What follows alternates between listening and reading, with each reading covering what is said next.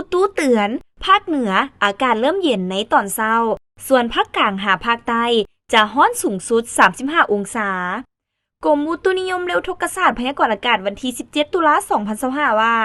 ความกดดันสูงของอากาศเย็นยังปกคลุมอยู่ภาคเหนือลงหาภาคกลางของประเทศลาวด้วยกำลังอ่อนสมทบกับกระแสลมตะวันออกพัดปกคลุมซึ่งเจนให้อากาศร้อนโดยเฉพาะในตอนบ่ายยังจะมีฝนตกฟ้าห้องฟ้าเหลื่อมในดับคอยอยู่ในแต่ละภาคและจะตกในดับปานกลางอยู่บางท้องถิ่นพร้อมจะมีลมพัดแห้งเป็นบางโอกาสภาคเหนือด้านตะวันออกแขวงพงสาลีหัวพันและเสียงขวางอากาศเย็นในตอนเช้าและจะมีฝนตกในดับคอยอยู่บางท้องถิ่นเพราะมีลมพัดแห้งเป็นบางโอกาสหรือนาทีการปกคลุมของฝนเอากับ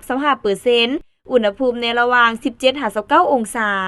ภาคเหนือด้านตะวันตกแขวงหลวงน้ำทาบ่อแก้วอุดมไซหลวงพะบางและไสยบุรีอากาศร้อนยังจะมีฝนตกฟ้าห้องฟ้าเหลื่อมในดับคอยอยู่บางท้องถิ่นเพราะมีลมพัดแห้งเป็นบางโอกาสหรือนาทีการปกคลุมของฝนเอากับ30%อุณหภูมิในระหว่าง20-34องศา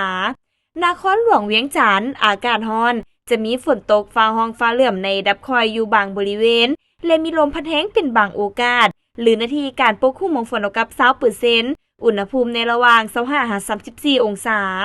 ภาคกลางแขวงเวียงจันทน์บุรีคำไซขมวนและสวรรณเขตอากาศร้อนและยังจะมีฝนตกในดับคอยและตกปานกลางอยู่บางท้องถิ่นเพราะมีลมพัดแห้งเป็นบางโอกาสหรือนาทีการปกคลุมของฝนเอากับ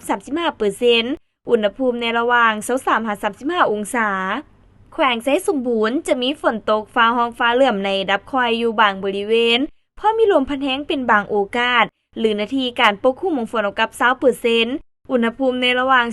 19-32องศาภาคใต้แขวงสารวันจำปาสักเสกองและตะปืออากาศร้อนและยังจะมีฝนตกฟ้าห้องฟ้าเหลื่อมในดับคอยหาปานกลางอยู่บางท้องถิ่นเพราะมีลมพัดแห้งเป็นบางโอกาสหรือนาทีการปกคลุมของฝนเอากับ40%อุณหภูมิในระหว่าง22-35องศา